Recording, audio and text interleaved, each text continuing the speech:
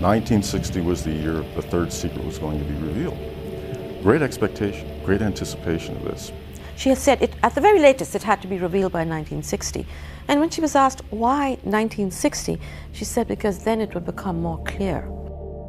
And we waited, and we waited, and still nothing, and nothing, and nothing. I remember the feeling. I can only describe it as a kind of spiritual desolation when I learned that the decision had been made and the third secret would not be revealed. So to dismiss the message of Fatima is to dismiss prophecy as such. Some of us have figured out what the third secret is. With the help of people who read the secret.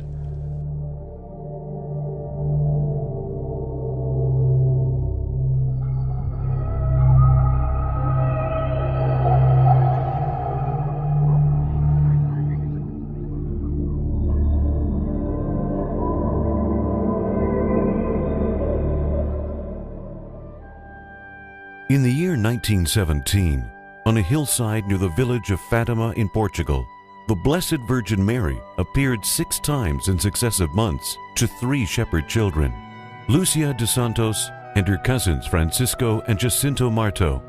The Blessed Virgin's message to the children, which was a message to be given to all mankind, was that man must cease offending God, for he is already too much offended, that great punishments will fall upon the world if man does not do penance, and that God wants to establish in the world devotion to the Immaculate Heart of Mary. Our Blessed Mother asked at Fatima that the faithful pray the Rosary every day. On October 13, 1917, she performed the great miracle of the sun, witnessed by 70,000 people, which, over a period of about 10 minutes, the people saw the sun dance in the sky, plummet to the earth, and return to its place. Even the anti-Catholic press at the time reported the details of the miracle. One of the most intriguing aspects of the Fatima message is the third part of the Fatima secret, the so-called third secret, which was given on July 13, 1917. The first 2 parts of the secret, Sister Lucy recorded in her memoirs that she wrote in August 1941. The first part described the vision of hell that she and her 2 cousins saw. And the second part of the secret concerned devotion to the Immaculate Heart. Sister Lucy would not write down the third part of the secret, but subsequently gave what appears to be the beginning of it.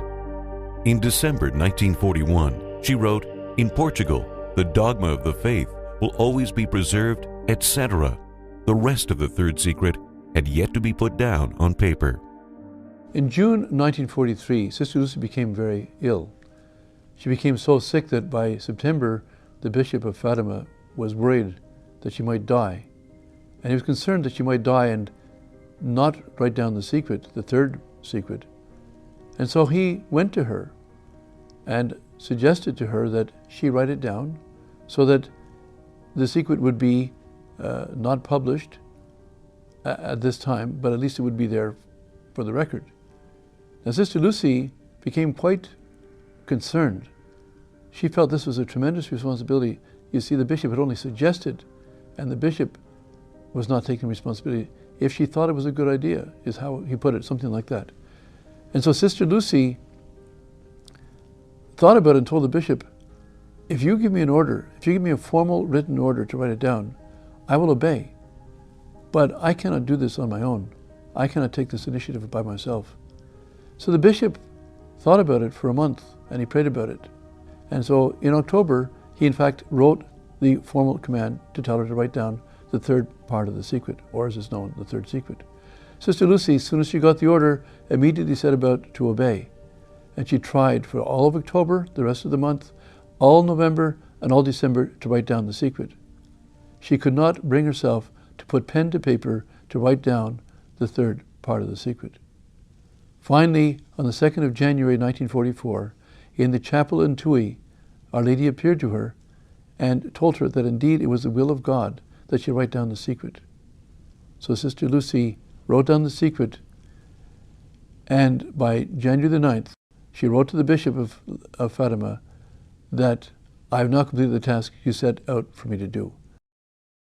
In 1957, just before the envelope containing the third secret was sent from Portugal to the Vatican at the request of the Vatican, Auxiliary Bishop Venancio found himself alone with this envelope. So he held the envelope up to the light to see what was in it. And holding that envelope to the light, he could see that the third secret was on one sheet of paper, and it consisted of about 24 to 25 lines. Sister Lucy wrote the first part of the secret, The Vision of Hell. In her writing down the first part of the secret, she tells us that she was so frightened, and her cousins also, that they trembled with fear, and that she concludes that she herself would have died of fright had not Our Lady cut the vision short, and had not she been promised to be taken to heaven. So it was a terrifying thing for her to see, and yet she could write it down with apparently relative ease compared to writing down the third secret. And she wrote in the second part of the secret about the annihilation. That is, she used in other parts of her writing or speaking, she said that various nations will disappear from the face of the earth. She understood that the annihilation of nations is something terrible, and she could describe this without very much difficulty. But to write down the third part of the secret, she could not do it for more than 2 months without the intervention of the Blessed Virgin. It must be something terrible.